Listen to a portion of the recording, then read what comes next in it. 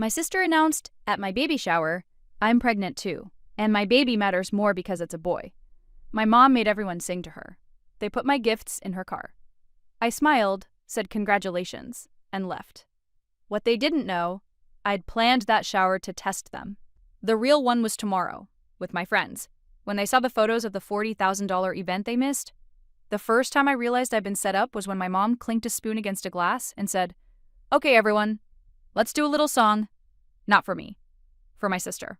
We were at my baby shower. The one with the pastel balloons, the welcome baby banner, and the little paper cups filled with those overpriced mints I didn't even like.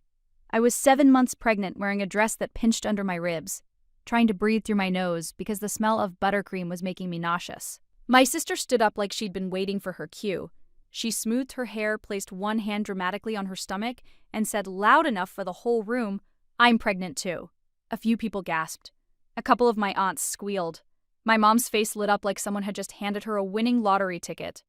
Then my sister added with a smile that didn't reach her eyes, "And my baby matters more because it's a boy." The words hit like cold water. I felt my throat close up. My hands went tight around the edge of my plastic cup. My baby kicked once, hard like she'd felt it too. I waited for my mom to correct her, to say something like, "Don't be ridiculous," or "That's not how we talk about babies." Instead, my mom laughed. Actually laughed. "Oh my gosh," she said, pressing a hand to her chest. "You've always been so funny." My sister tilted her head. "I'm not joking." And that's when my mom turned to the room and said, "Everyone, let's sing to her. This is so special. A grandson." People looked at me. A few looked uncomfortable. But no one wanted to be the one to ruin the moment. So they went along. My mom started humming a messy, improvised version of Happy Birthday, except she changed the words to Happy Baby. And everyone sang. To my sister. At my baby shower. I stood there, smiling so hard my cheeks hurt, while my sister basked in it. She even did a little wave like she was on stage, which was funny because that was usually my world. I'm Jennifer. I'm 32 and I sing in bars for a living. Not stadiums, not fancy concerts. Just the kind of places where you dodge drunk guys who think Freebird is a personality trait and the tips come in sticky singles. I live in a small apartment outside town and I've worked every weekend for years to keep my bills paid and my head above water. I was also the person my family called when they needed money. And they always needed money. It started small. Can you cover mom's prescription this month? Can you help with dad's car repair? Can you loan your sister a little until payday? It was never payday for them. Not really. I sent my parents $200 here, $300 there. I paid the electric bill when my mom cried that it was going to get shut off. I covered my dad's unexpected dentist bill. I bought groceries and left them on their porch like some kind of delivery service they didn't have to thank. And my sister was the biggest leak in my bank account. She had a way of saying, "I'm stressed," like it was a magic phrase that turned into a Venmo request. I paid her phone bill more than once. I covered half her rent just for this month. I bought her kids' school clothes when she posted sad Facebook statuses about struggling mamas. Meanwhile, she treated me like the help. She'd call me Jenny in that sharp little voice when she wanted something. She'd roll her eyes when I talked about my gigs, like singing for a living wasn't a real job unless you were famous. And when I got pregnant, the reaction wasn't joy. It was calculation. My mom asked, "Are you keeping it?" before she even asked how I was feeling. My sister said, "Well, I hope it doesn't mess up your work schedule." No one offered to throw me a baby shower until my aunt brought it up in the family group chat. And even then, my mom took over with the kind of excitement that felt wrong. Like she wasn't excited for me, she was excited for the attention. I should have known, because this wasn't the first time they'd made sure I knew my place. At my niece's birthday last year, my sister opened the gift I brought and said, "Oh, it's practical," like I'd handed her kid a bag of potatoes. At Thanksgiving, my mom introduced my cousin's new girlfriend like she was royalty, then pointed at me and said, "And this is Jennifer.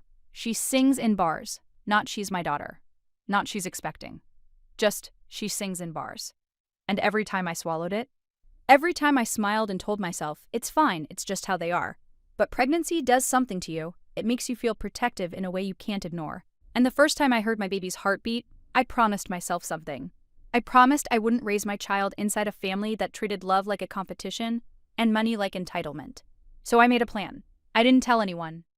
Not even my boyfriend, Mark, at first. Mark wasn't flashy, but he was steady. The kind of man who refilled my gas tank without making a big deal about it. The kind of man who listened to my gigs and smiled like he was proud, even when I was singing to a room full of people who weren't really listening. He knew my family drained me, but he didn't push. He waited for me to be ready. And I wasn't ready until the baby shower. Because here's the part no one knew.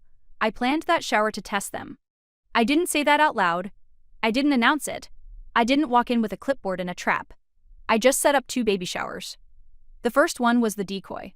I booked the cheapest community room I could find. I made the invitations simple. I let my mom host because she insisted, which meant she got to invite her friends and my sister got to bring whoever she wanted. I bought a small cake. I ordered a couple balloon bundles. I set out the registry link, but I didn't push it. And I watched. I watched how people treated me. I watched who showed up for me and who showed up for the chance to be seen. Most of all, I watched my mother. I watched my sister. And they failed in under 30 minutes. Because right after everyone finished singing to my sister, my mom clapped her hands and said, "Okay, gifts. Gifts for me, finally, right?" No, my mom started handing my sister the gifts. Not me. She picked up a wrapped box and said, "This one's from Aunt Carol. Open it, honey." My sister didn't even pretend to hesitate. She tore into it like it belonged to her. It was a baby blanket, pale yellow, soft, with little stitched stars. My sister held it up and said, "Cute. This will look better on a boy, but okay." People laughed again, like she was the entertainment. My baby kicked again, harder. Then my mom grabbed a stack of gift bags and said, "Let's put these in your car so you don't have to carry them." I blinked. My car is right outside. My mom didn't even look at me. "Your sister has more space." I watched, stunned, as they started carrying my gifts, my diapers, my bottles, my swaddles, the little baby bathtub, out the door, into my sister's trunk. My sister stood by the car with her keys, smiling like she'd just won a prize. I walked up and said quietly, "Those are mine." My sister shrugged. "We're family, it doesn't matter." My mom snapped, "Jennifer, don't ruin this. Don't ruin this." As if I was the problem. As if I was being dramatic for wanting the gifts meant for my baby. I could feel the heat behind my eyes. My hands were shaking. I wanted to scream. I wanted to grab every bag and rip it back. But I didn't. Because the test was already over. So I did the only thing I could do without giving them the fight they wanted. I smiled. I looked at my sister and said, "Congratulations." Then I looked at my mom and said, "Thank you for coming, everyone." And I left. I walked out like I was going to throw up. But I didn't. I held it together until I got in my car. Then I sat there, hands on the steering wheel, staring at the dashboard like it might tell me what to do next. My phone buzzed immediately. "Mom, where are you going? Don't be childish." "Sister, lol, you're so sensitive." "It's not that deep." "Aunt Carol." "Honey, are you okay?" Mark called. I answered on the second ring. "I'm coming to you," I said. His voice went soft. "Okay, drive safe." I drove to his place and walked inside like I was carrying something fragile. Because I was. I was carrying the final piece of hope I'd been holding on to, and it had just cracked. Mark didn't ask 100 questions. He didn't push me to vent. He just poured me a glass of water and sat next to me on the couch while I tried to breathe. After a few minutes, I said, "They put my gifts in her car." Mark's jaw tightened. "They did what?" I nodded. "And Mom made everyone sing to her. Because she's having a boy." Mark stared at the wall for a long moment. Then he said, "Jen, what do you want to do?" I thought about all the times I'd been the fixer. All the times I'd sent money and pretended it didn't sting. All the times I'd told myself, "It's fine. It's family." And I thought about my daughter. I didn't want her watching me shrink like that, so I said, very calmly, "I'm done funding them." Mark didn't look surprised. He just nodded once. "Okay." And that's when I did it. One clean move. I opened my banking app and logged into the joint account I'd shared with my mom since I was 19. It started as a convenience thing. "So you can help us pay bills," she'd said, "so we can transfer easier." What it really meant was my mom could see when I got paid. And she always seemed to need something right after. I went to the transfer screen.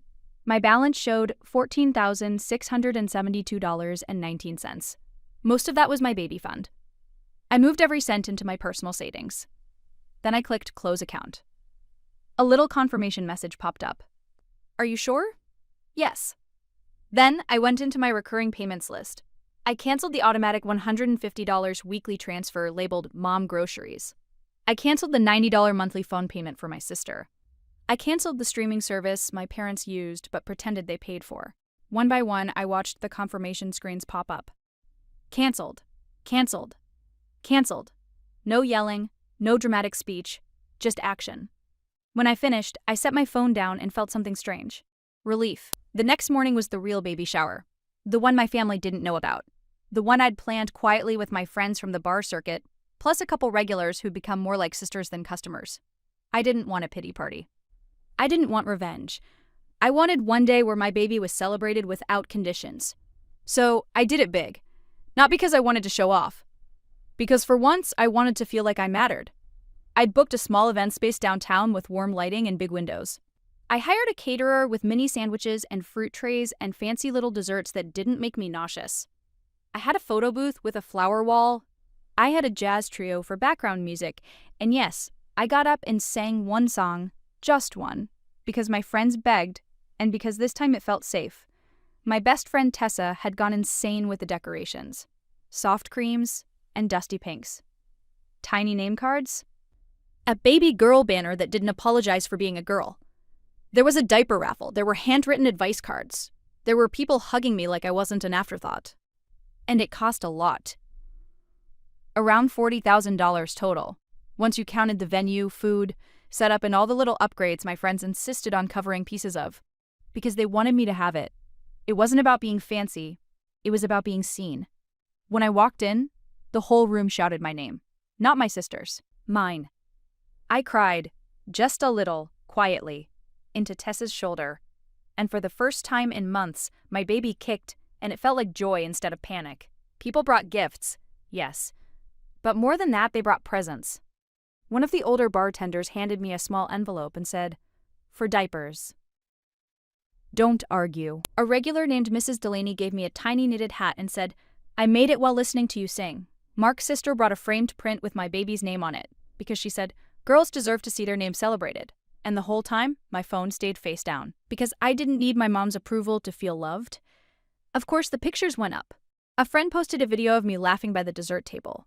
Another posted the flower wall with me standing in front of it, hand on my belly, glowing in a way I hadn't felt in a long time. By that evening, my phone was exploding. Mom, what is this? Mom, you had another shower. Sister, wow, must be nice to have money to waste. Sister, guess you don't care about family. Mom, you embarrassed us. I stared at the messages and felt something almost funny in my chest. Because they weren't mad that I was hurt. They were mad that they missed the good part. They were mad that I had something without them controlling it. And the funniest part?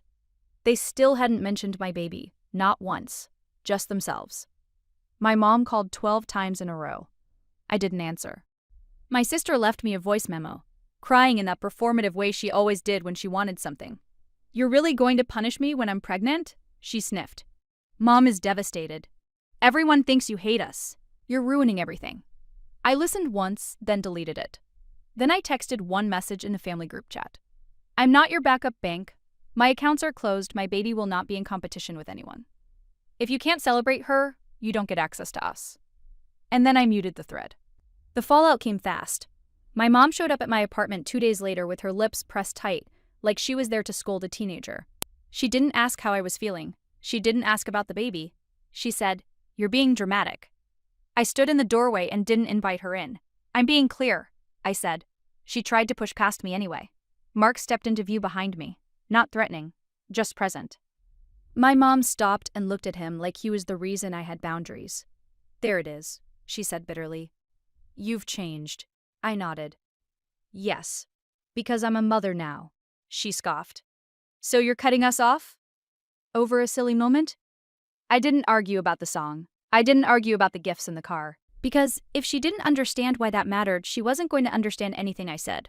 So I repeated myself, calm and steady. I won't fund a family my child isn't part of. My mom's eyes narrowed. So what? Your sister just keeps the gifts? After all the effort we made? I almost laughed. That was her focus. The stuff. You can get them back from her, I said. Or don't. Either way, I'm not chasing my own baby items like a game. My mom opened her mouth like she wanted to say something sharp. Then she realized there was nothing to threaten me with anymore. No account to drain. No weekly transfers to guilt out of me. She stood there for a second, then said, "Fine. and she walked away. My sister tried next. She texted me photos of her ultrasound. A little boy profile. Caption, "He's perfect. Don't you care?" I didn't respond. Then she tried a different angle. "Mom said you closed the account. How are they supposed to pay the electric bill?" That one almost got me, because my reflex was still there. The old Jennifer. The fixer. But then my baby kicked, and I remembered the shower, the song, the trunk. So I typed back. "They can figure it out. So can you." I didn't add more. I didn't explain. I just stopped, and that was the boundary. One financial move, one line. After that, things got quieter in a strange way. Not peaceful exactly, but clearer. I still got the occasional guilt text. A random aunt saying your mom is just hurt. My dad sending a thumbs up emoji like that was communication. But the money requests stopped, because they finally believed me. A month later, Tessa hosted a small baby brunch at my place. Nothing fancy, just pancakes, juice, and a stack of tiny onesies on my couch. Mark hung a little paper garland himself, crooked and adorable. My friends sat around my kitchen table laughing, telling me stories about their own mothers, about how messy families can be, and how you don't have to keep bleeding just because someone shares your last name. At one point, Tessa handed my baby a tiny stuffed bunny and said, "Welcome to the world, sweetheart, you've got a village." I looked around my apartment, at the mismatched chairs, at the cheap little flowers in a jar, at Mark flipping pancakes like this was the most normal thing in the world. And I felt something close. Not revenge, closure. That night, after everyone left, I opened the closet where I'd started stacking baby things. Some were gifts from the real shower. Some were things Mark and I bought ourselves. I taped one photo from the second shower to the inside of the closet door. Me smiling in front of that flower wall, hand on my belly, surrounded by people who actually chose me. I didn't do it to brag. I did it as a reminder. Because if my daughter ever grows up and asks why we don't go to grandma's house much, I want to tell her the truth in a way she can understand. I want to tell her. Because love isn't something you earn by paying for it. And because I finally learned something I should have learned a long time ago. If someone makes your child feel small, they don't get access to your wallet, or your life, or your baby. Not anymore.